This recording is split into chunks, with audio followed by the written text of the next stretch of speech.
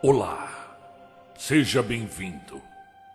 O conto de hoje é de Howard Phillips Lovecraft. Você gosta? Sente-se aí, coloque os fones de ouvido e ouça a história. Oceano Noturno. Narração: Marcelo Fávaro.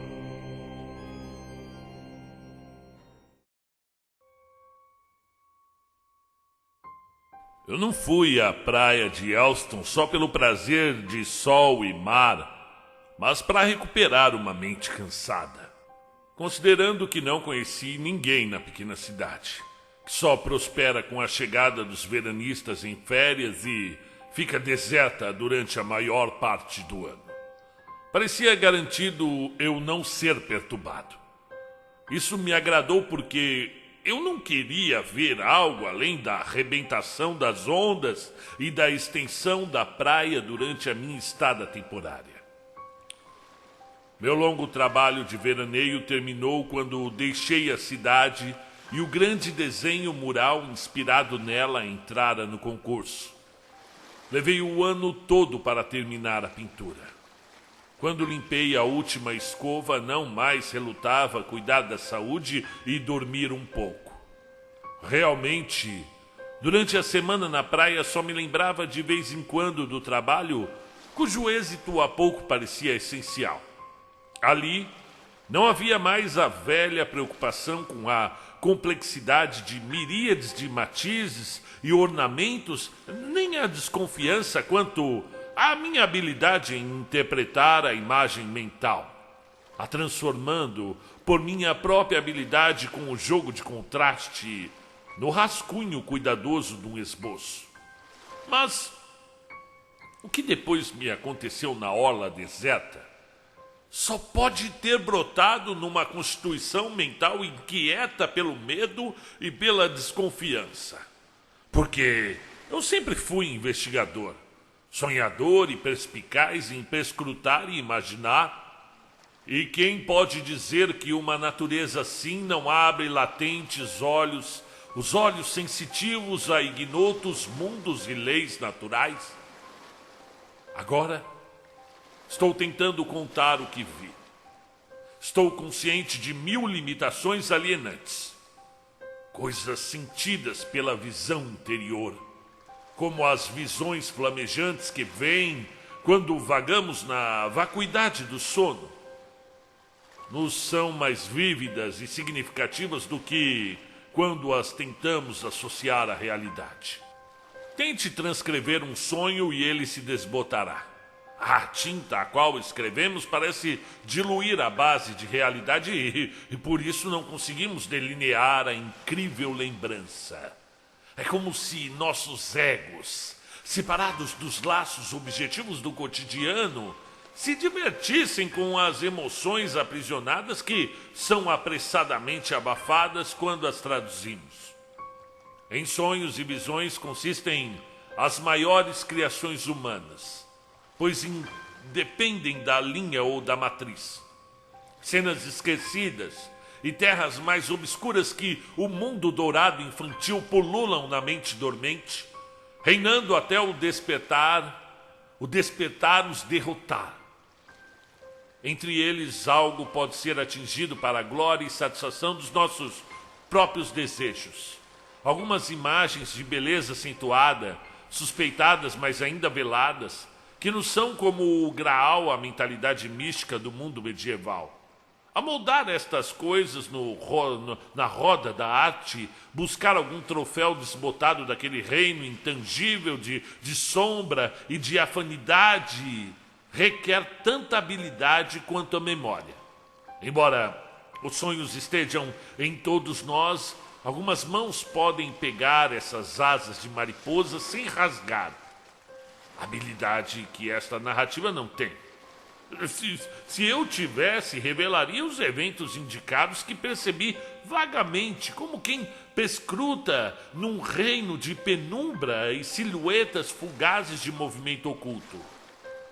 Em meu painel, que então se estende, com uma multidão de outros, No edifício ao qual foram planejados, eu me esforçara para achar uma pista desse mundo sombra igualmente enganoso e talvez tivera mais sucesso do que terei agora. Minha permanência em Elston era para esperar o julgamento do concurso. E quando me deram não sei quantos dias de lazer, me deixando na expectativa, descobri que, apesar dessas fraquezas que um criador sempre descobre claramente, eu conseguira realmente delinear e colorir alguns fragmentos arrebatados do mundo infinito da imaginação. As dificuldades do processo e a tensão resultante minaram minha saúde e me trouxeram à praia durante esse período de espera. Querendo ficar completamente só, aluguei para a delícia do dono incrédulo um casebre, uma casinha, a pouca distância da aldeia de Elston, que, por causa da estação minguante, estava viva, com um agonizante alvoroço de turistas, igualmente desinteressante para mim. A casa, apesar de escurecida pela maresia, não fora pintada. Não era como um satélite da aldeia, mas balançava embaixo dela, na costa, como um pêndulo sobre um relógio imóvel. Solitária, numa colina de matagal sobre a areia. Como um solitário animal de estimação sentado diante do mar, suas janelas sujas e inescrutáveis descortinavam um enorme reino só de terra, areia, céu e mar. Não requer muita imaginação uma narrativa cujos fatos podem ser ampliados e dispostos num mosaico. Pode parecer estranho, mas achei que a pequena casa se sentia solitária quando a vi. E gostou de mim? Tinha consciência de sua natureza insignificante diante do grande mar. Parti no final de agosto e cheguei um dia antes do esperado, encontrando um furgão e 2 carregadores que descarregavam a mobília, comandados pelo dono. Sem saber quanto tempo eu ficaria, quando o furgão partira, fiz minha maleta, fechei a porta, o proprietário lamentando muito por eu arranjar uma casa depois de meses num quarto alugado, e desci o matagal na colina da praia. Sendo bem antiquada e com um quarto, a casa requeria pouca exploração. 2 janelas em cada lado davam boa iluminação e, de alguma maneira, uma porta ficara espremida. Uma espécie de remendo na parede contígua ao oceano. O lugar fora construído aproximadamente 10 anos antes. Mas, por causa da distância da aldeia de Elston, era difícil alugar até mesmo durante a estação de veraneio. Sem lareira, estava vazio de outubro até meado da primavera. Embora de fato, menos de 2 quilômetros abaixo de Elston parecia mais distante. Desde então, uma inclinação na costa deixava ver só dunas gramadas em direção à praia. Passei o resto do primeiro dia desfrutando sol e água, cuja silenciosa majestade fez esquecer o meu labor, o fazendo parecer distante e pesado. Era a reação natural a uma longa preocupação com hábitos estabelecidos. Terminei meu trabalho e minhas férias começaram. Esse fato, enquanto fugaz, se mostrou em tudo que me cercou naquela tarde de minha chegada e na mudança de velhos hábitos. Havia um efeito do brilho solar na maré, cujas ondas misteriosamente se curvavam, espalhando borrifos d'água. Talvez uma aquarela pudesse retratar a maciça carga de insuportável luz que atingia a praia, onde o mar se misturava com a areia. Embora o oceano tivesse seu próprio matiz, foi dominado pelo enorme clarão. Não havia alguém perto de mim e desfrutei o espetáculo sem ser perturbado. Cada um de meus sentidos foi tocado de modo diferente, mas, às vezes, parecia que o rugido do mar estava sincronizado àquele grande brilho, ou como se as ondas estivessem luzindo em vez do sol, tão vigorosas e insistentes que o resultado era uma sincronia. Curiosamente, eu vi ninguém tomando banho perto da minha pequena casa quadrada naquela tarde e nem nas seguintes. Embora a ondulante costa incluísse uma vasta praia, até mais convidativa que a da aldeia, onde a arrebentação era pontilhada de figuras fortuitas. Supus que era por causa da distância e porque nunca houve outras casas embaixo da cidade. Porque havia essa extensão sem construção, não pude imaginar, já que muitas habitações pululavam junto à costa norte, diante do mar, com a ampla vista. Nadei até o fim da tarde e depois de descansar entrei na pequena cidade. A escuridão ocultava o mar quando entrei e fiquei sobre a débil iluminação de uma cidade que nem pressentia a grande mortalha que caía sobre ela. Lá estavam as mulheres pintadas e adornadas com bijuteria e homens aborrecidos, que nunca mais seriam jovens. Uma multidão de tolas marionetes empoleiradas na borda do abissal oceano. Cegos, poucos dispostos a ver o que cai sobre eles entre a múltipla majestade de miríades de estrelas e a grandeza do oceano noturno, caminhei ao longo desse escuro mar, ao regressar ao meu pobre casebre, e foquei minha lanterna no impenetrável vazio que havia nele. Na ausência da lua, essa luz fez um grosso feixe através das paredes da maré inquieta, e eu sentia uma emoção indescritível por causa do ruído da água e a percepção de minha pequenez quando lancei aquele feixe minúsculo não a um reino imenso em si mesmo, mas apenas à borda escura do abismo terreno, aquele noturno profundo, sob o qual os solitários navios se moviam na escuridão, onde eu não os podia ver e se afastavam dos murmúrios de uma irritada multidão. E quando cheguei à minha residência principal, sabia a ninguém ter encontrado durante o passeio ao redor da aldeia, mas persistia na impressão de ter sido acompanhado o tempo todo apenas pelo espírito do mar. Era, pensei, a personificação numa forma que não me foi revelada, mas que se movia silenciosamente, além do meu alcance de compreensão. Estava como atores que esperam em uma prontidão atrás do cenário, as palavras que marcam a sua entrada antes de os vermos, e de repente falam, numa súbita entrada de ribalta. Esse devaneio me deu um calafrio. Então peguei minha chave para entrar no lugar cujas as paredes nuas proporcionaram uma súbita sensação de segurança, quem sabe. Minha cabana estava isolada da aldeia, como se tivesse vagado na costa e não conseguido voltar. E lá nada ouvi falar da agitada gritaria quando voltava a cada noite depois da ceia. Eu geralmente ficava uns instantes nas ruas de Elston, mas às vezes entrava num lugar porque estava passeando. Havia muitas lojas de raridade e fachadas de teatro cenográficas que atravancam cidades de férias, mas nunca fui a elas. O lugar só parecia útil pelos restaurantes. Era surpreendente o número de coisas inúteis que as pessoas acham para fazer. E no princípio havia uma série de dias ensolarados. Subi cedo e vi o fulgurante céu cinzento prenunciando o amanhecer. Uma profecia se cumpriu tendo eu como testemunha. Essas alvoradas eram frias, e as cores desfalecem em comparação ao uniforme esplendor diurno que dá a todas as horas a qualidade de pálido meio-dia. Aquela esplêndida luz, tão brilhante no primeiro dia, fez os dias seguintes parecerem uma página amarela no livro do tempo.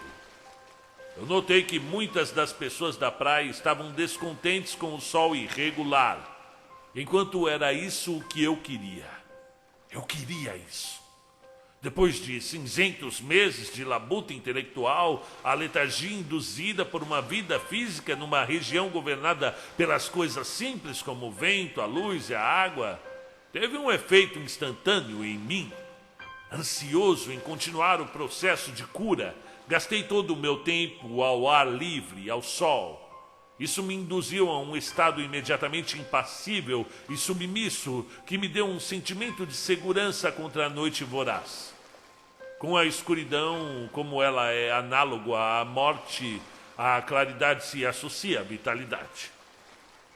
Pela herança de há 1 milhão de anos, quando os homens eram mais íntimos com a mãe oceano, e quando as criaturas das quais descendemos se deitavam lânguidas na água rasa ensolarada, ainda buscamos as coisas primitivas quando estamos cansados e nos saturamos dentro da confortável segurança como aqueles semi-mamíferos que não tiveram de se aventurar tão cedo na terra pantanosa.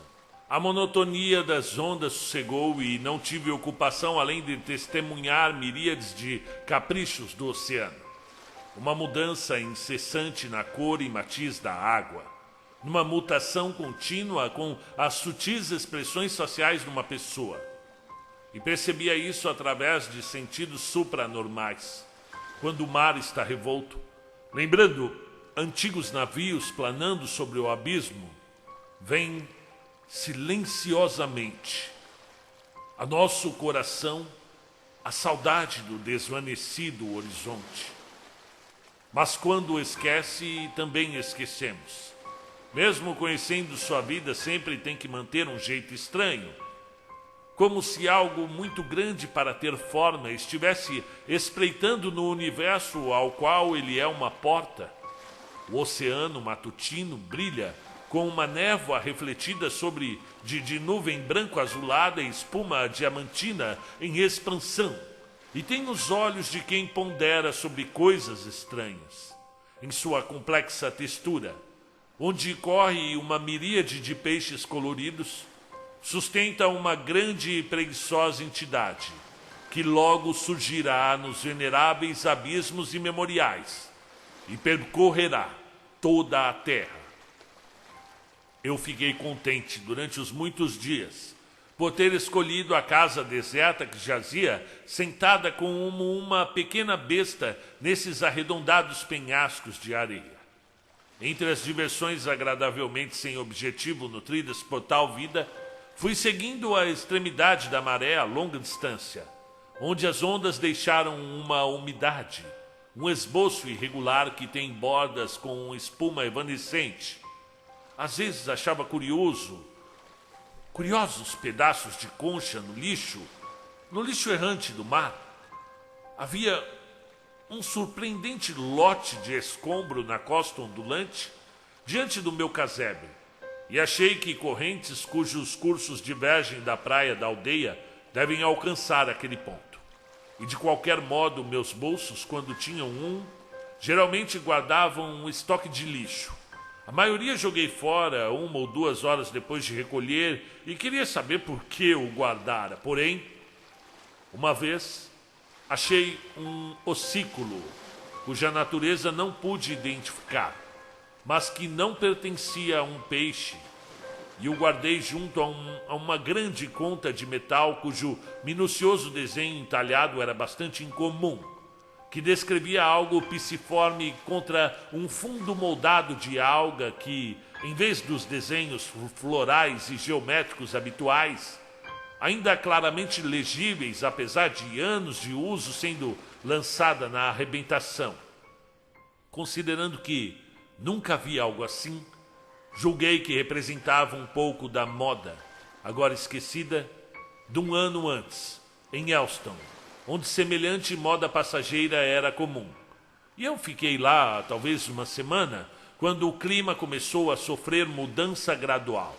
Cada fase desse escurecimento progressivo foi seguida sutilmente por outra, intensificada, de forma que no fim da atmosfera inteira que me cercava, trocara o dia pelo crepúsculo. Isso me parecia mais óbvio numa série de impressões mentais que testemunhei de fato, pois o casebre estava deserto sob o céu cinzento. E às vezes uma rajada de vento vinda do oceano trazia umidade. O sol ficou encoberto durante o longo intervalo de nebulosidade. Camadas de neblina cinzenta, cuja profundidade desconhecida o sol não atravessava. Embora pudesse luzir com a velha intensidade sobre aquele véu enorme, não a podia penetrar. E cada vez a praia era uma prisioneira numa abóbada incolor, como se um pedaço da noite ficasse nela. Embora o vento estivesse recrudescendo e o oceano chicoteando em pequenos redemoinhos espirais perto da borda ou agitada, senti a água esfriar, de modo que não pude perceber tanto quanto queria. Assim adquiri o hábito de longos passeios que, quando impossibilitado de nadar, substituía o exercício que eu tinha tanto empenho em praticar. Esses passeios cobriam um maior alcance de beira-mar que minha andança anterior. E desde que a praia se estendia quilômetros além da buliçosa aldeia, fiquei isolado numa área infinita de areia enquanto anoitecia. E quando isso acontecia, eu corria ao longo da sussurrante beira-mar para não me perder terra adentro. E às vezes, nos passeios tardios que se tornaram mais frequentes, eu descobria a casa atarracada, que parecia um arauto da aldeia. Inseguro nas ventosas escarpas, um borrão escuro nos matizes mórbidos do pôr-do-sol oceânico, era mais que plena luz de qualquer orbe e parecia a minha imaginação como uma muda face interrogativa me olhando na expectativa de alguma ação. Que o lugar era isolado, eu já disse, o que me agradou no princípio, exceto naquele breve entardecer, quando o sol declinou num banho de sangue e a escuridão desceu como um borrão informe, se expandindo. Havia uma presença estranha, um espírito, uma personalidade, uma impressão vinda com o vento. O céu gigantesco e aquele mar que se divertia enegrecendo as ondas numa praia cada vez mais estranha. Nessas ocasiões eu sentia uma intranquilidade sem causa definida. Embora minha natureza sólida me fizera há muito tempo me acostumar ao silêncio antigo e à antiga expressão da natureza. E esse receio, que eu não poderia denominar ao certo, não me afetou muito tempo. Mas creio que o tempo todo, uma consciência gradual da imensa solidão do oceano me arrepiou. Uma solidão que sutilmente foi ficando horrível através de sugestão, pois nunca foi mais que isso, de alguma animação ou entidade que me impede de estar completamente só. As ruidosas e amareladas ruas da cidade, com sua curiosa e surreal atividade, estavam longe quando fui até lá para jantar, desconfiado de minha dúbia arte culinária. Mais e mais me deixei dominar pelo irracional sentimento de que deveria voltar à cabana antes do escurecer, mas costumava ficar até por volta das 22 horas. Dirás que tal ação é irracional, que se eu temesse a escuridão de modo tão infantil, teria evitado completamente. Me perguntará por que eu não deixei o lugar desde que a solidão começou a me deprimir. A tudo isso não tenho resposta. A menos que qualquer desassossego, qualquer alvoroço distante me informava sobre aspectos de obscurecimento solar, a impaciente maresia ou o manto da escuridão marinha que se estende, enrugado como uma enorme peça de vestuário. Tão perto de mim era algo que tinha origem em meu próprio coração, que só se mostrou em momentos passageiros e que não teve efeito persistente em mim. Nos outros dias de luz diamantina, com ondas esportivas que lançavam montanhas azuis na orla que se aquecia, a memória de sombrios caprichos parecia incrível. Contudo, Só 1 ou 2 horas depois eu poderia experimentar novamente esses caprichos e descer a uma região turva de desespero. Talvez essas emoções fossem apenas uma reflexão do próprio humor do mar, pois a metade do que vemos é colorido pela interpretação de nossa mente. Muitos de nossos sentimentos são amoldados, de modo muito diferente, através dos estímulos externos, físicos. O mar pode nos ligar a seus muitos humores e nos sussurrar pelo indício sutil de uma sombra ou a cintilação nas ondas, indicando desse modo sua mortificação ou regozijo. Sempre está se lembrando de coisas antigas, mas as recordações que não podemos captar nos são dadas de forma que compartilhemos sua alegria ou remorso. Considerando que eu não estava fazendo algum trabalho, nem vendo algum conhecido, talvez eu fosse suscetível aos seus tons de significado secreto, que seria negligenciado por outro. O oceano regeu minha vida durante todo aquele último verão. Foi o que exigiu como recompensa por eu ter me curado. Havia afogamento na praia naquele ano. Enquanto só ouvi falar casualmente, tal é a nossa indiferença a uma morte que não nos concerne e à qual não somos testemunha, eu soube que os detalhes eram indigestos.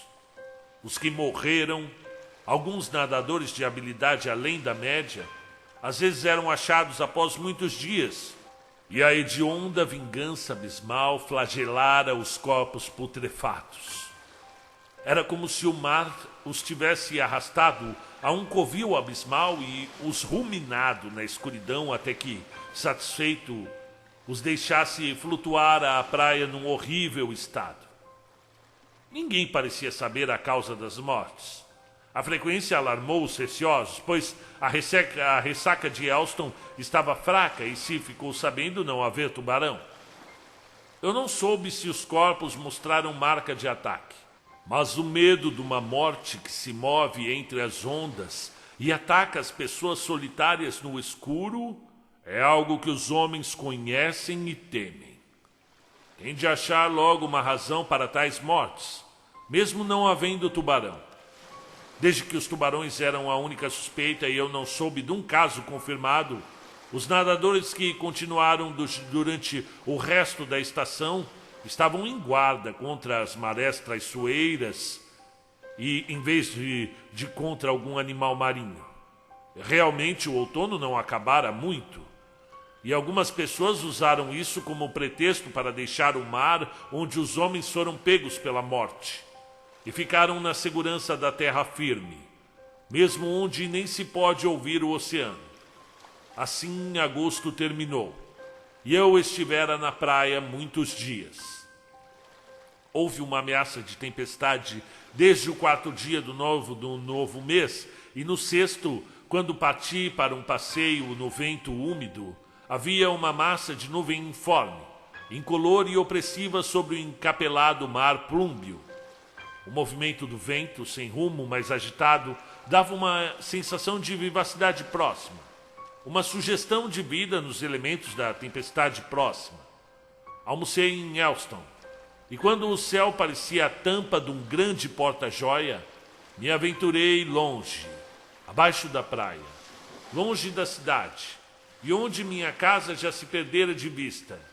E quando o cinza universal ficou manchado como uma carne putrefata púrpura, curiosamente brilhante, apesar do matiz sombrio, pensei estar a vários quilômetros de algum abrigo.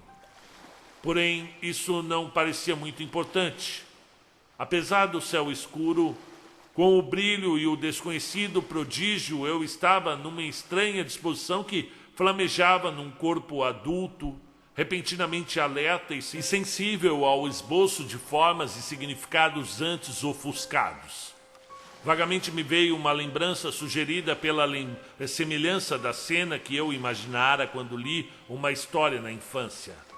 Aquele conto, esquecido durante muitos anos, era sobre uma mulher amada pelo rei Barba Negra, num reino submerso de um escuro abismo, onde viviam criaturas pisciformes, que foi levada de seu jovem e prometido cabelo dourado por uma criatura sombria, coroada com uma aparente mitra sacerdotal e com a feição do macaco seco.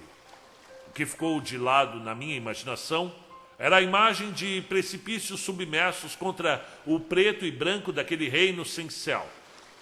Mas eu esquecera a maior parte da história e fui recordando inesperadamente, vendo o mesmo padrão de precipício e céu que vi então. A cena era similar ao que imaginara numa época agora perdidas e incompletas impressões guardadas ao acaso. Sugestões dessa história podem ter persistido após lembranças frustrantemente incompletas, e em certos valores sugeridos aos meus sentidos por cenas cuja importância atual era frustrantemente pequena. E frequentemente, numa percepção momentânea, sentimos que uma paisagem plumosa, por exemplo, o vestido de uma mulher ao longo da curva de uma estrada na tarde, ou a solidez de uma árvore secular contra o céu pálido matutino, a situação, mais que o objeto, é mais significativa. Retém algo precioso, um pouco da virtude dourada que temos de pegar. E ainda quando tal cena ou arranjo é visto depois, num outro ângulo, achamos ter perdido valor e significado. Talvez seja porque a coisa que vemos não retém aquela qualidade enganosa. Apenas sugere à mente algo muito diferente, que permanece esquecido. A mente confundida não sente completamente a causa de seu raciocínio rápido. Se agarra ao objeto que a excita e fica surpresa quando percebe que aquilo não tem valor. E assim foi quando vi as nuvens púrpuras. Elas retêm a pompa e o mistério de um monastério antigo e se destacam no crepúsculo, mas seu aspecto também era o dos penhascos nos antigos contos de fada. E de repente, lembrando essa imagem perdida, eu meio que esperava ver na frágil espuma suja e entre as ondas que pareciam vertidas num vidro preto rachado, a figura repugnante da criatura cara de macaco, que usa uma velha mitra com um verdete, surgindo de seu reino em algum golfo perdido, ao qual essas ondas eram o céu.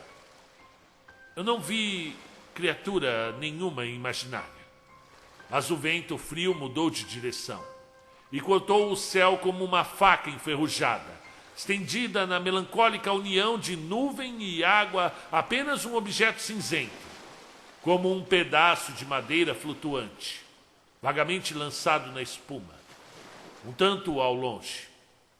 Mas como desapareceu num instante, pode não ter sido madeira, mas uma toninha vindo à superfície revolta. E logo achei ter contemplado a tempestade crescer durante muito tempo e unido meu devaneio matinal à sua grandeza, quando uma chuva glacial começou a cair, deixando uma melancolia mais densa num panorama muito sombrio, tendo em vista a hora.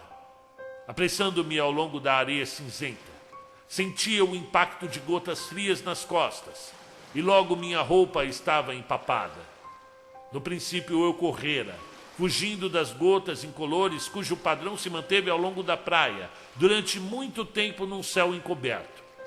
Mas depois vi que aquele refúgio estava muito distante para alcançar antes de me molhar. Então, afrouxei o passo e voltei até casa como se tivesse caminhado sobre um céu claro. Eu não tinha motivo para me apressar, embora eu não estivesse ocioso como em ocasiões anteriores. Eu sentia o frio da roupa molhada e com a escuridão e o vento oceânico não pude reprimir um calafrio. Ainda havia ao lado do desconforto da chuva uma alegria oculta no emaranhado purpurino de nuvens e estimulante reação do organismo. E num humor que era um misto de prazer triunfante em resistir à chuva que agora escorria em mim e enchia meus sapatos e bolsos, e da apreciação estranha desse céu mórbido e dominante que pairava com asas escuras sobre o mar eterno e inconstante, galguei o corredor cinzento da praia de Euston. mais rapidamente do que esperara. A atarracada casa surgiu no declive, fustigada pela chuva, e todas as ervas daninhas da colina de areia se estorciam sobre o vento frenético, como se desarraigassem para se unir ao elemento andarilho. Mar e céu não se alteraram, e a cena era a que me acompanhara, exceto que ali estava pintado o telhado corcovado, que parecia se curvar ao ataque da chuva. Apreciei os passos inseguros e fiquei num quarto seco onde, inconscientemente e surpreso em estar livre do vento sibilante, suportei durante um momento a água irritando cada centímetro da minha pele. Há 2 janelas na frente da casa, uma em cada lado, e quase diretamente diante do oceano, que via meio obscurecido pelo manto da chuva e do anoitecer. E diante dessas janelas me vesti com um sortimento variegado de roupa seca nos cabides e numa cadeira abarrotada. Eu era um prisioneiro, cercado em todos os lados por um anoitecer anômalo que se infiltrava em alguma hora indefinida sobre o manto da tempestade que instigava. E quanto tempo eu estivera no alcance da areia cinzenta molhada, ou que horas realmente eram, eu não sabia. Mas procurando um pouco encontrei o meu relógio, felizmente deixado em casa, e assim evitando a umidade que empapou minha roupa. Pressenti a hora pelos ponteiros vagamente vistos, apenas ligeiramente menos indecifráveis que as figuras circunvizinhas. E em seguida minha visão penetrou a obscuridade, maior na casa que além da janela embaçada, e vi que eram 6h45. Ninguém estava na praia quando entrei. Naturalmente esperei não ver outro nadador na noite. Mas quando novamente olhei da janela, apareceram figuras borrando a fuligem do úmido anoitecer. Eu contei 3 se movendo de alguma maneira incompreensível, e outro perto da casa, que pode ter sido não uma pessoa, mas um tronco levado pelas ondas, visto que a arrebentação o triturava furiosamente. Fiquei muito surpreso e maravilhado e queria saber a que propósito essas pessoas robustas ficavam ao léu em tal tempestade. Então pensei que talvez foram pegos, como eu, sem querer, na chuva e se renderam às rajadas úmidas. Em outro momento, incitado por uma hospitalidade civilizada que superou o meu amor à solidão, fui à porta e surgi, momentaneamente, gesticulando a essas pessoas, o que me custou outro banho, pois a chuva prontamente me atingiu em exultante fúria na pequena varanda. Mas não me viram, ou não entenderam, porque não responderam. Anoiteceu. Estavam meio surpresos, ou como se esperassem outra ação minha. Havia em sua atitude algo daquele vazio secreto, significando algo ou nada, que a casa se revestiu no mórbido crepúsculo. E abruptamente senti que uma coisa sinistra espreitava sobre essas figuras imóveis que escolheram ficar na noite chuvosa numa praia abandonada por todas as pessoas. E aí eu fechei a porta, com um rompante de inquietude que vaidosamente tentava disfarçar uma emoção mais profunda de pavor, um susto devorador que empossava das sombras de minha consciência. Um momento depois cheguei à janela, e parecia nada haver ali fora além da noite portentosa. E meio atordoado e moderadamente assustado, como alguém que não viu algo alarmante, mas está apreensivo do que pode encontrar na rua escura e é compelido a cruzar logo, decidi que, muito possivelmente, a ninguém vira e que o ar escuro me enganara. É só a noite, é só o ar.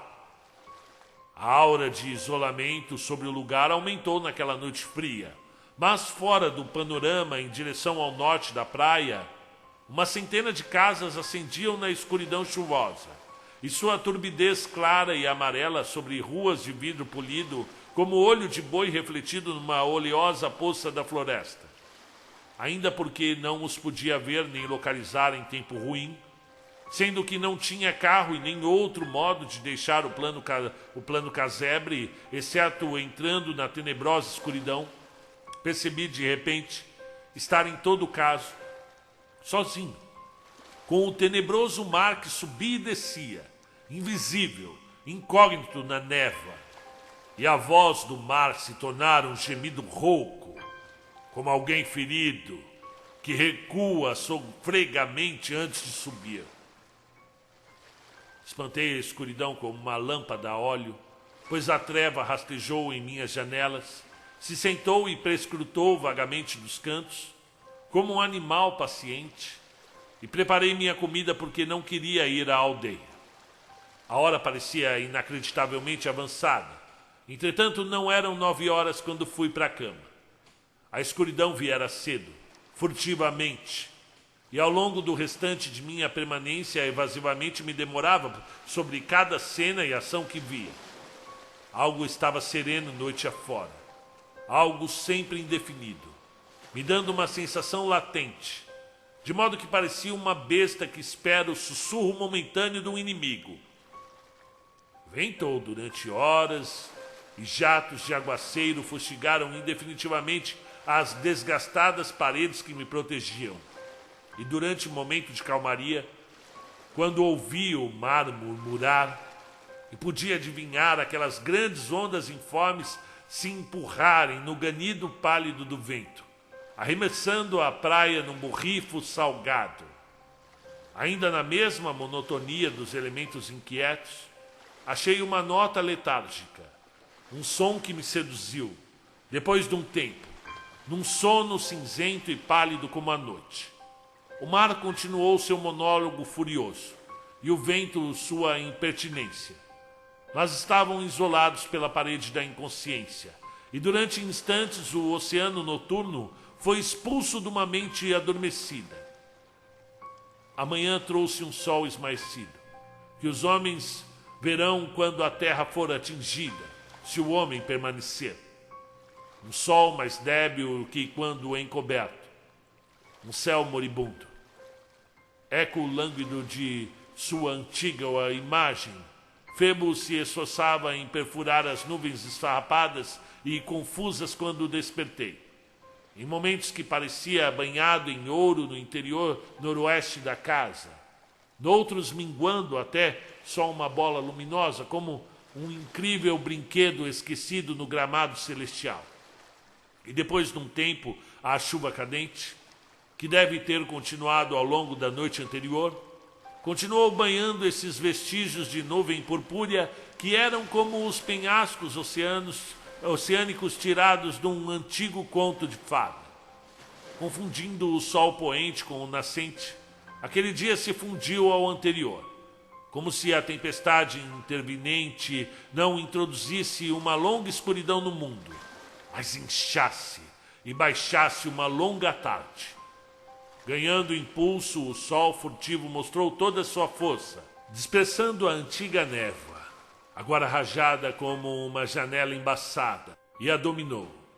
O dia ficou azul quando estes filetes fuliginosos se retiraram, e o isolamento que me cercara antes entrou num vigilante local de retirada, de onde não avançou, mas se encolheu e aguardou.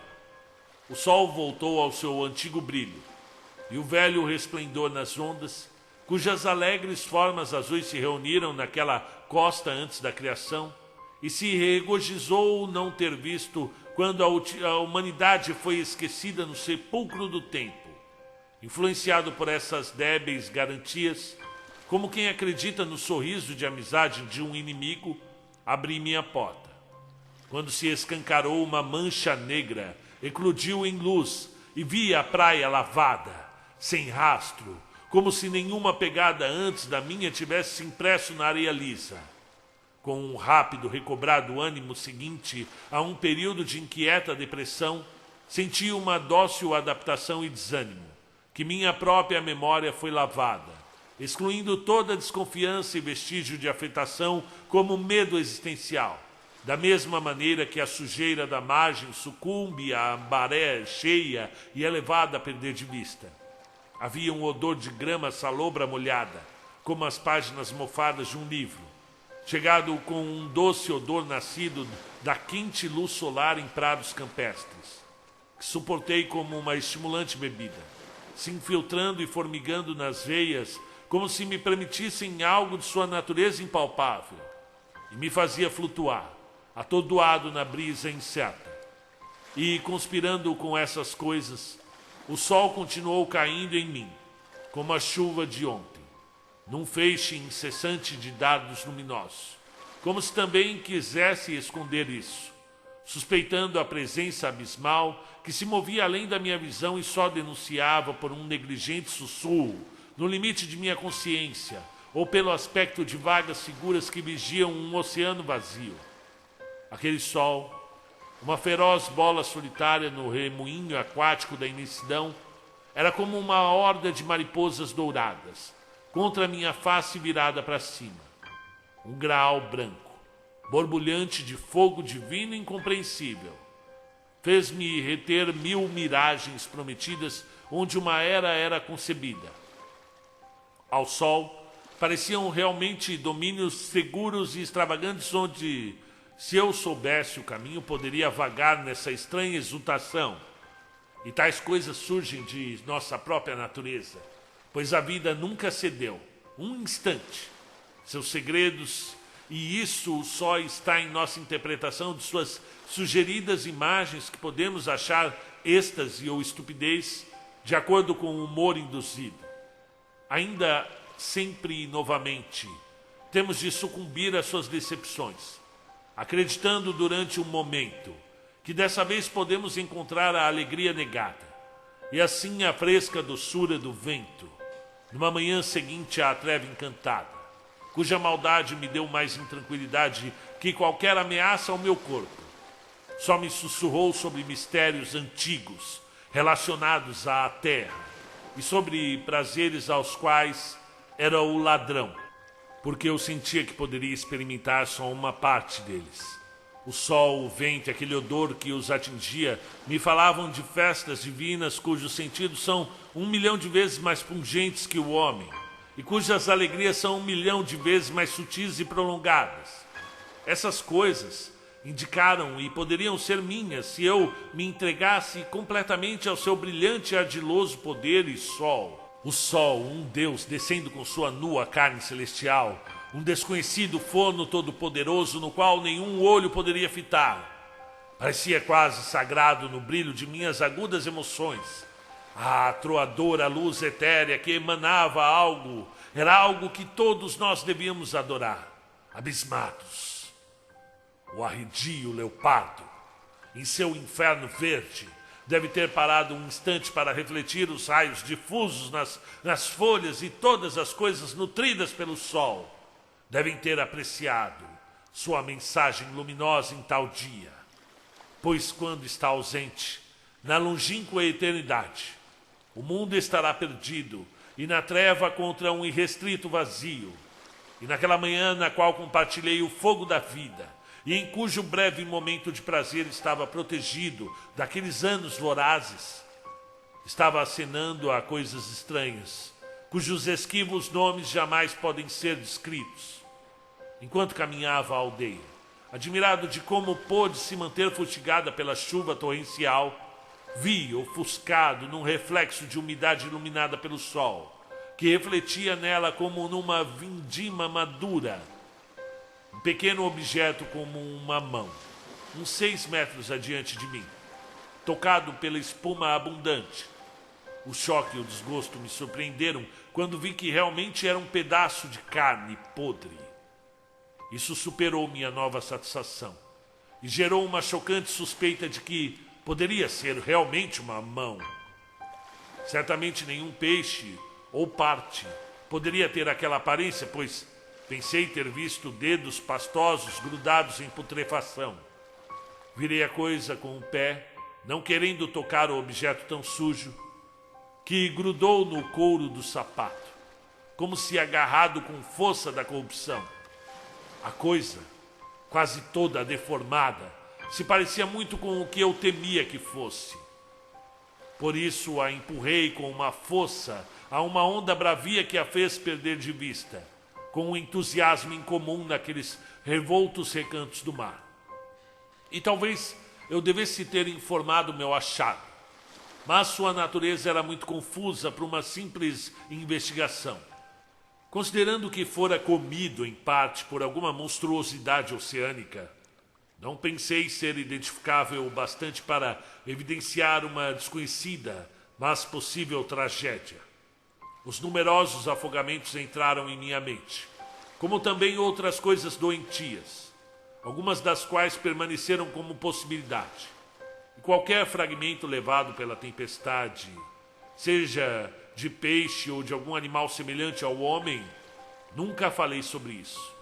Afinal de contas, não havia prova que não foi deformado somente pela putrefação natural. Então, aproximei-me da cidade cheio de nojo pela presença de tal objeto na beleza panorâmica da praia limpa. Mas era horrivelmente típico da indiferença à morte de uma natureza que mistura a podridão com beleza. E talvez goste mais da podridão. Em Elston não ouvi falar de algum recente afogamento ou outro infortúnio no mar, e não achei referência a isso nas colunas do jornal local, o único que li durante a minha estada. É diferente, muito difícil descrever o meu estado mental nos dias seguintes. Sempre suscetível a emoções mórbidas, cuja angústia sombria poderia ser introduzida por coisas exteriores ou que podiam saltar dos abismos de meu próprio espírito.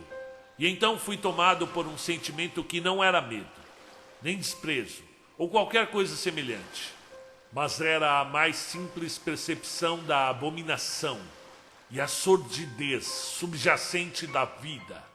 Um sentimento que era um misto da reflexão de minha natureza interior e do resultado de criaturas atraídas por aquela ruína podre que pode ter sido uma mão.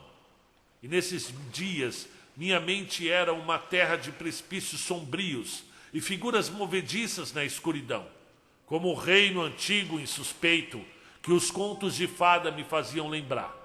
E eu sentia, em resumo, agonias de desilusão, a negridão gigantesca desse universo opressivo no qual meus dias e os dias de minha raça eram como nada comparado às estrelas extintas. Um universo no qual cada ação é vã e até mesmo a emoção de pesar um esforço perdido.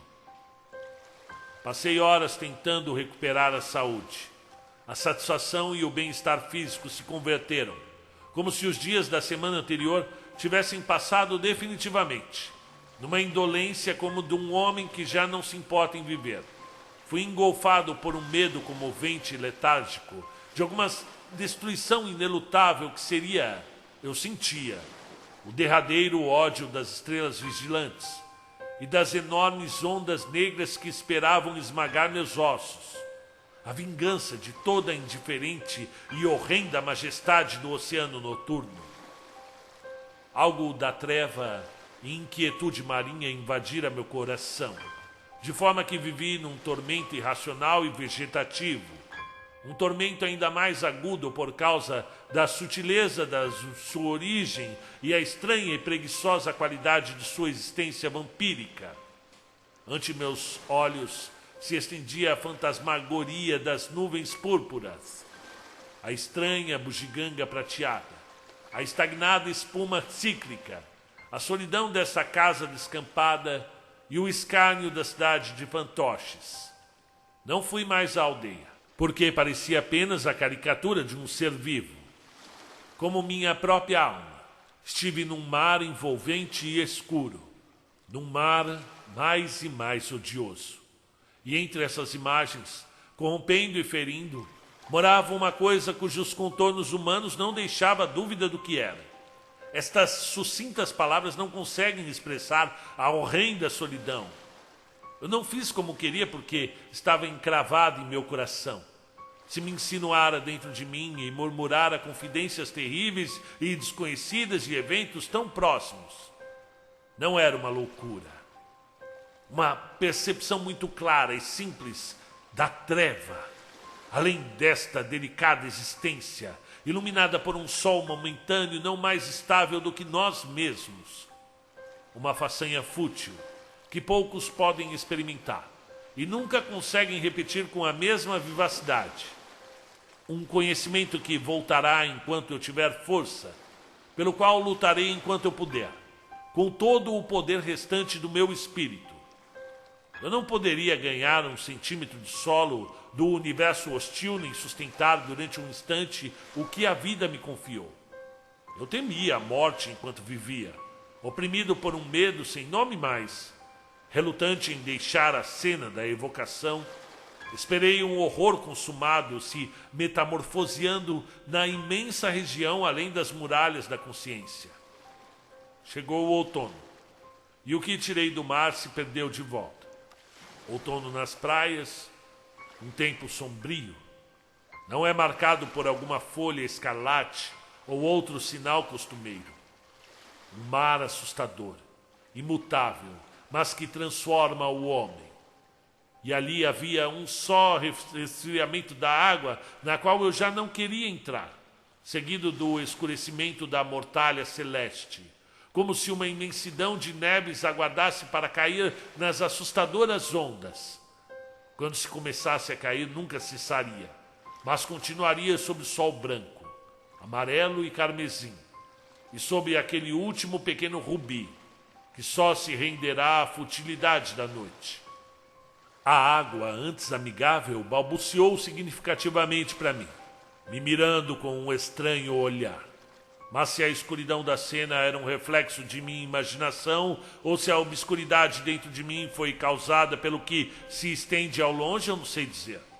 Na praia pareceu ter caído sobre mim uma sombra como de um pássaro que voa silenciosamente no alto. Um pássaro cujos olhos vigilantes não suspeitamos até a imagem no solo repetir a imagem no céu, e repentinamente contemplarmos aquela coisa que nos sobrevoa e não percebemos. Era começo de setembro, e a cidade fechou os resorts, onde a louca frivolidade governava a falta do que fazer. O temor assombrado vive, e onde os fantoches se divertiam em excentricidade do verão. Os fantoches foram embora, com um sorriso forçado ou carranca, que todos assumiriam depois. Somente 100 pessoas ficaram. Novamente, as ostentosas fachadas de estuque dos edifícios se espalhavam na praia, enfileiradas na orla, impávidas ao vento. Como o mês avançava ao dia ao qual me refiro, cresceu em mim o fascínio de um cinzento e infernal amanhecer, em que eu sentia que alguma taumaturgia sombria se completaria. Desde então eu temia tal taumaturgia, pelo menos que um prolongamento de minhas horripilantes suspeitas, menos que a ilusória sugestão de algo monstruoso espreitando atrás do grande cenário. Era com mais expectativa que verdadeiro temor que eu aguardava indefinitivamente, pois o dia de horror parecia estar chegando. O dia, repito, no final de setembro. Eu não tenho certeza se dia 22 ou 23. Tais detalhes surgiram antes da lembrança desses acontecimentos incompletos que não deveriam contaminar uma vida disciplinada por causa das sugestões condenáveis. E só sugestões que contém. E eu sabia a hora de uma intuitiva aflição de espírito, um reconhecimento muito profundo para eu explicar. Ao longo dessas horas de luz do dia, eu ficava na expectativa da noite, impaciente, talvez, de forma que a luz solar passava como o vislumbre de um reflexo na água ondulante. Um dia cujos eventos não me recordo. E durante longo tempo aquela portentosa tempestade lançara uma sombra sobre a praia. E depois que eu percebera a hesitação não era causada por algo tangível, resolvi deixar Elston, pois estava esfriando e não tinha vontade de retornar tão cedo. Foi quando chegou um telegrama, guardado durante 2 dias no escritório da União Ocidental, antes de eu ser localizado. Tampouco era conhecido meu nome, dizendo que meu desenho ganhara a competição em primeiro lugar. Então estabeleci uma data para partir. essa notícia, que meses antes teria me afetado fortemente, recebi com uma estranha apatia. Parecia alheia à minha realidade, pouco pertinente a mim, dirigida a alguém que não conheço, cuja mensagem recebi de modo acidental. Entretanto, foi o que me forçou a completar meus planos e ir embora da cabana da praia.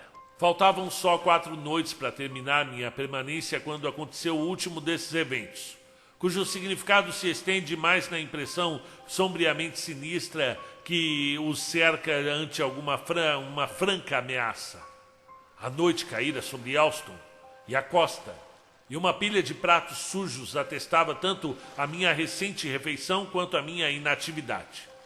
A escuridão chegou quando me sentei com um cigarro, ante a janela de Miramar, onde se via um líquido que gradualmente enchia o céu, lavando-o numa lua flutuante, que monstruosamente se elevava. O mar plano que ladeia a areia cintilante, a ausência absoluta de árvore, figura ou qualquer tipo de vida, e a contemplação daquela lua alta fez a imensidão do meu ambiente abruptamente claro. Havia só algumas estrelas espetadas no céu, como para acentuar, por sua pequenez, a majestade do orbe lunar e a irrequieta e volúvel maré. Eu ficara enclausurado e temia ficar diante do mar em tal noite de informe prodígio, mas o ouvi murmurar.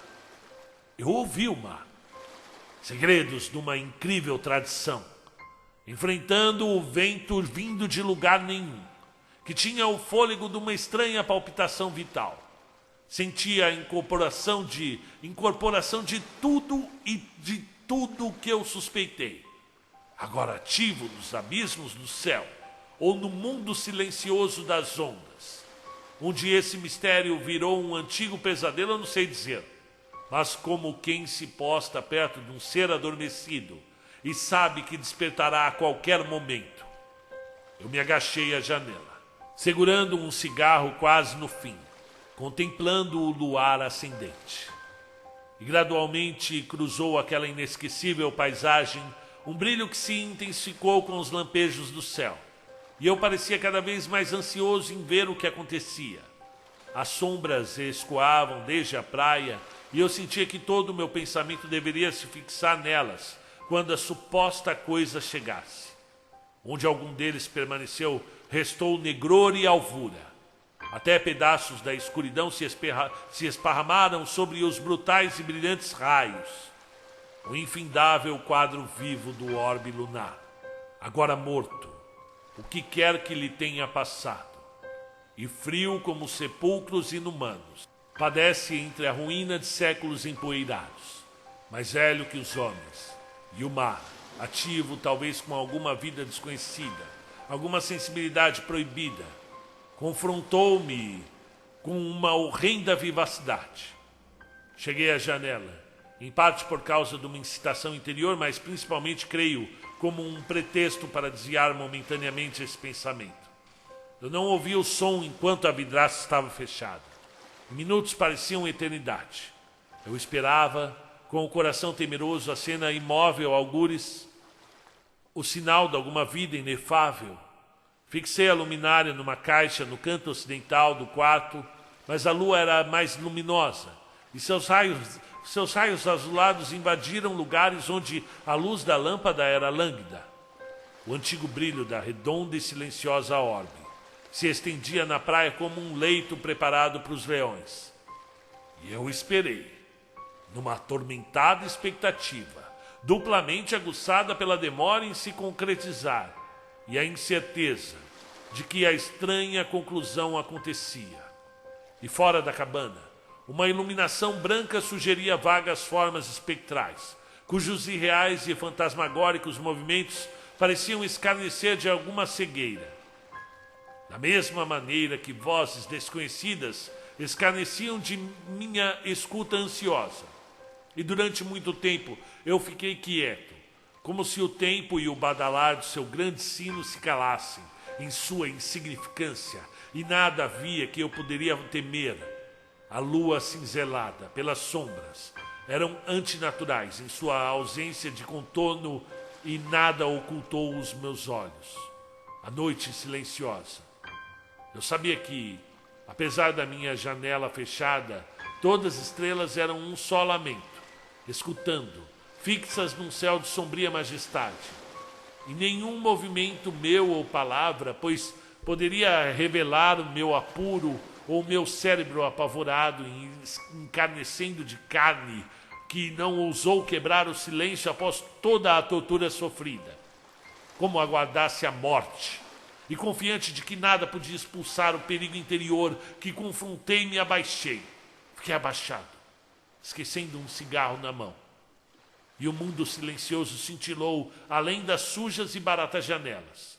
E num canto do quarto, um par de remos sujos, colocado lá antes da minha chegada, compartilhou a vigília do meu espírito. A luminária queimou indefinidamente, com um matiz doentio como a carne de um cadáver. E esbarrando nela de vez em quando, em desesperada distração, vi muitas bolhas inexplicavelmente rosadas se esvaírem na base cheia de querosene. E estranhamente não havia calor no pavio. E de repente me dei conta que a noite era um corpo não quente nem frio, mas estranhamente neutro, como se fossem suspensas todas as forças físicas e rompidas todas as leis numa existência tranquila. E então, num silencioso esguicho que atirou água prateada à orla, uma linha ondular arrepiou meu coração. Uma coisa natatória emergiu além das ondas. A figura poderia ser apenas um cachorro, um ser humano ou algo mais estranho. Não poderia saber o que vi. Talvez não tenha me preocupado, mas, como um peixe deformado, nadou sobre o reflexo das estrelas e mergulhou. Um momento depois emergiu. Então, estando mais próximo, vi que levava algo no ombro. Eu sabia que não podia ser um animal, e que era um homem, ou algo como um homem, chegando à terra vindo do oceano escuro, e que nadava com uma facilidade espantosa. Bem, enquanto eu assistia, apavorado e passivo, com o olhar fixo de quem espera a morte, mas sabe que não a pode evitar, o nadador se aproximou da orla, mas muito ao longe na praia sul para eu discernir a fisionomia ou a característica. Trotava no escuro, com centelhas de espuma enluarada espalhada pelo seu andar rápido, e se afastou, se perdendo entre as dunas interiores. Novamente apoderou-se de mim um súbito medo que extinguira antes. Um formigamento gelado me percorreu todo o corpo, mas o quarto, cuja janela eu não ousei abrir, ficou sufocante. Eu pensei que seria horrível se algo entrasse numa janela aberta. Agora que já não podia mais ver a figura, sentia que se demorava em algum lugar nas sombras interiores, ou estava me observando hediondamente de alguma janela que não vi. E assim virei meu olhar, ansioso e freneticamente, sucessivamente a cada vidraça, temendo me ver face a face com um intruso, mas incapaz de manter essa aterrorizante inspeção. Mesmo eu vigiando durante horas, nada mais tinha na praia. E assim a noite passou. E com ela começou a vagar aquela singularidade. Uma estranheza que emergira como uma bebida mal fermentada dentro de uma garrafa, que atingira exatamente o mesmo ponto da costa num breve instante. Pausara, meio desnorteada, e prosseguira levando consigo alguma mensagem desconhecida, como as estrelas que prometem a revelação de recordações terríveis e gloriosas. Nos incitam em adoração e logo nos decepcionam em nada dão. Eu ficara espantosamente perto de conhecer um antigo segredo, algo que se aventurou perto dos abrigos humanos e espreitou cautelosamente pouco além da extremidade conhecida. E no fim nada obtive. Eu estava determinado a ter só um vislumbre da coisa furtiva, um vislumbre obscurecido pelo véu da ignorância. Eu nem posso conceber o que teria descoberto se eu me aproximasse daquele nadador que foi em direção à costa em vez do oceano. Eu não sei o que poderia ter acontecido se a bebida fermentada passasse pelo gargalo e vertesse uma súbita cascata de revelação. O oceano noturno retinha tudo o que concedia. E nada mais saberei. Mas eu não sei por que o oceano me fascina tanto. Talvez nenhum de nós possa resolver esses problemas, que existem em desafio a toda explicação. Mas há homens sábios, que não gostam do mar, e sua arrebentação lambendo amareladas praias. E acham estranho que se ame profundamente o interminável mistério antigo. Creio que há um assombroso e inescrutável fascínio em todos os caprichos do oceano. Está na melancólica espuma prateada, sobre o cadáver pegajoso da lua. Paira em cima das ondas silenciosas, silenciosas e eternas, que batem em golas desnudas. Está lá, quando tudo está morto, exceto para formas desconhecidas, que deslizam em profundidades sombrias. E quando vejo as temerosas ondas surgindo, com força infinita, sinto um êxtase similar ao pavor, de forma que tenho que me humilhar ante a esse poderio, já que não posso odiar a água borbulhante e sua opressiva beleza. Vasto e desolado é o oceano. E como todas as coisas vieram dele, assim devem a ele retornar. Na profundeza amortalhada do tempo, nada reinará na terra, nem movimento haverá, exceto na água eterna, que baterá em praias escuras com a espuma atroadora. Mas nada permanecerá naquele mundo agonizante para assistir à lua fria, a luz fria da lua enfraquecida, que rege as marés, girando a granulosa areia. Só na profunda margem descansará uma espuma estagnada, e se juntará sobre as conchas e ossos de formas perecidas que moravam na água. Coisas silenciosas e frouxas se lançarão e rolarão ao longo de olas vazias, e se extinguirão a vida lenta.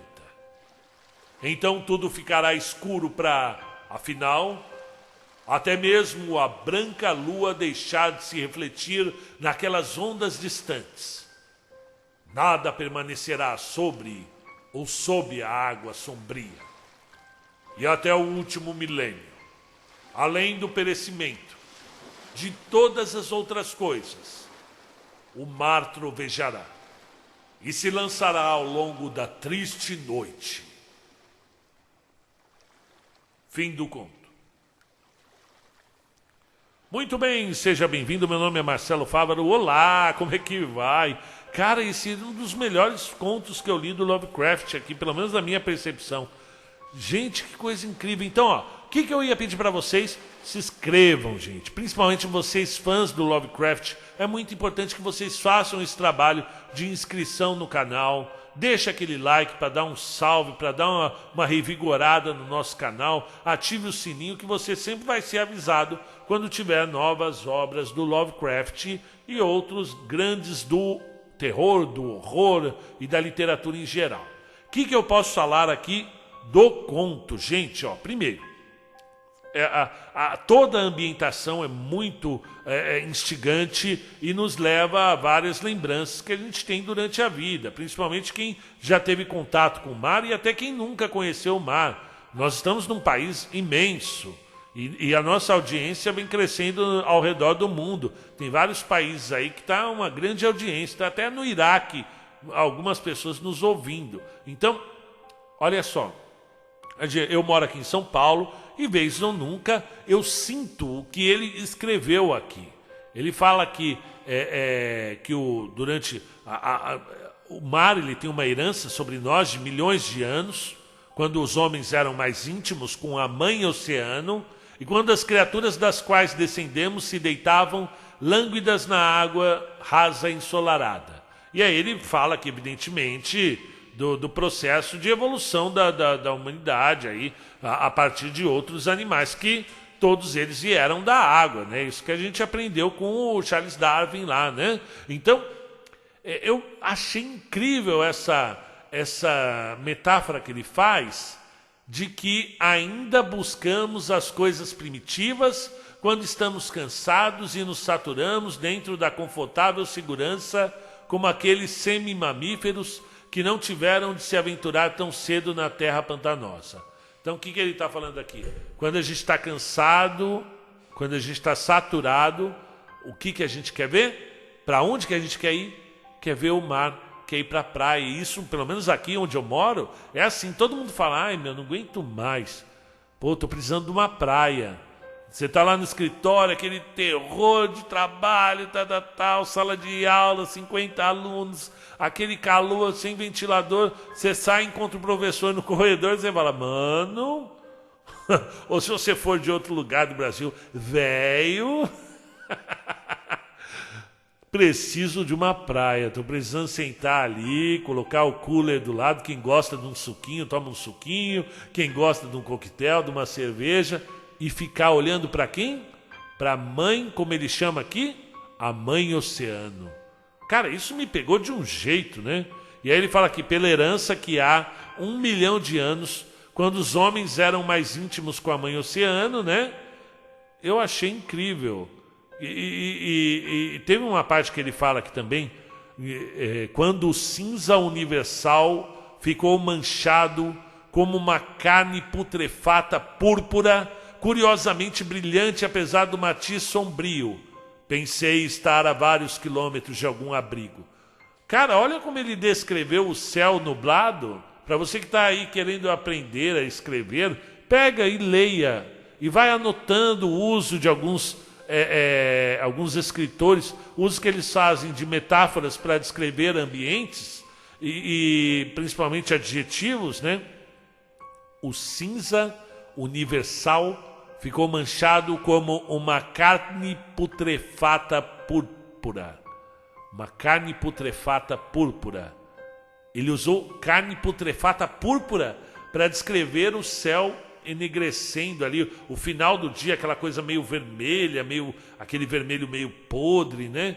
Cara, pô, isso é incrível, né? Você pode falar o que for do Lovecraft, eu concordo com você, não sou fã dele, nesse sentido, como pessoa, como ser humano, que foi... Ah, mas na época todo mundo... Não. Na época não era todo mundo racista, não. Tinha muito escritor que não era racista, que já lutava nessa causa, né? Então, mas tem que levar em conta... Gente, não precisa passar pano. Você pode curtir o escritor como eu estou curtindo aqui. Esse último parágrafo é uma das coisas mais lindas que eu já li. Pega o último parágrafo e lê de novo, ó. O vasto e desolado é o oceano. E aí ele vai falando que tudo vai acabar. Me fez até lembrar a última pergunta do Isaac Asimov, né? Aquele sobre a entropia, né? Ele vai falar, tudo vai morrer, né? Ó, e como todas as coisas vieram dele, assim a ele devem retornar. Na profundeza amortalhada do tempo, nada reinará na terra, nem movimento haverá. Não vai ter nada na terra, exceto na água eterna, que baterá em praias escuras com espuma atroadora. Então, qual é a teoria do Lovecraft aí? Da mesma forma que nós saímos da água, a ela nós retornaremos. Mas que ainda assim, nada permanecerá naquele mundo agonizante para assistir à luz fria da lua enfraquecida. Ou seja, mesmo assim, mesmo dentro do mar, vai ter um momento que também vai acabar toda a vida, né? E aí tudo ficará escuro para, afinal, até mesmo a branca lua deixar de refletir nas ondas distantes. E aí quando acabar a lua, acabar tudo, nada permanecerá sobre ou sob a água sombria. E até o último milênio, além do perecimento de todas as outras coisas, o mar trovejará e se lançará ao longo de uma triste noite. Cara, vocês já imaginaram isso? Acabou o ser humano, acabou tudo. O que vai estar lá? O mar, sombrio, sem vida, né? Trovejando. Cara, com certeza é o melhor conto que eu já li do Lovecraft. Aqui ele sobressaiu. Eu gosto muito de ir, a gente costuma aqui em São Paulo visitar o litoral norte, vai para Ubatuba, vai para Caraguá, vai para Bertioga quando quer ir pertinho, né? Tem um pessoal que gosta mais do litoral sul, eu gosto do litoral sul também, gosto de lá de Mongaguá. Às vezes eu paro o carro ali e tal, sento, fico olhando o mar. Mas tem um lugar no litoral de São Paulo, indo para o Paraná, que se chama Ilha Comprida. E todo o meu sentimento foi ali, lendo esse conto na Ilha Comprida. É assim, tem o Boqueirão, que é o centrinho, né? Que lota de gente e tal. Faz muitos anos que eu não vou na ilha, ok? Não sei como é que tá lá agora. Mas há 70 quilômetros para o sul quase, né? São 10 quilômetros para cima, uns 60 quilômetros para baixo. Onde apenas algumas casas, você anda 2 quilômetros para ver uma casa em determinados pontos ali. Então realmente é bem deserto. E certa vez eu fui na casa de um amigo tal, e era um casebre desses, muito parecido com o que foi descrito. 2 janelas, a porta no meio, apenas 2 cômodos, muito pequenininho, sem pintura nos tijolos. Então a Marizia se encarregou de deixar a parede negra, enegrecida. Não tinha nenhum cercado em volta da casa, apenas o mar. E à noite você tinha essa sensação de que o mar falava e que ali não tinha nenhuma casa próxima desse casebre.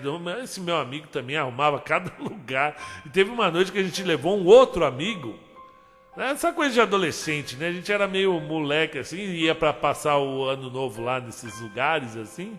E esse meu amigo, ele gritava à noite, ele tinha esses sonhos aterradores, que ele gritava realmente, só que não era assim, o primeiro grito dele já era um grito de morte. Meu Deus, vão me matar, não me mata, não me mata. Imagine isso, num casebre, no meio do nada, não tinha luz na rua, não tinha nada, só mato e o mar. A gente pegou medo disso, a gente ficou meio com medo e de repente a gente começou a ouvir uns barulhos lá fora e achou que tinha algumas pessoas rodeando a casa. Cara, foi uma noite de terror realmente, que me fez lembrar, né? A literatura é isso, te faz lembrar cada situação da sua vida, né? Resumindo, né? Foi muito legal essa viagem para a Ilha Comprida. Esses meus amigos são meus amigos até hoje. E esse amigo que grita, ele acabou comprando um sítio lá em Mariporã e vive lá, onde ele pode gritar à vontade. Continua gritando à noite. Aliás, ele ouve também o canal, ele é meu amigo até hoje. Então é isso. Gostei do Lovecraft. Você quer ajudar o canal? Entra no nosso Apoia-se. Você pode ser um apoiador do canal, porque assim eu consigo ter mais tempo, né? Já que eu estou aqui narrando há quanto tempo? Já estou há 1h e 32 minutos que eu deixo de estar com a minha família, com meu filho pequeno, para poder estar aqui narrando para vocês. Então, se você quiser ajudar, você pode fazer um Pix também, né? De repente você quer fazer uma ajuda única, né? Não uma ajuda durante os meses, mas está à disposição.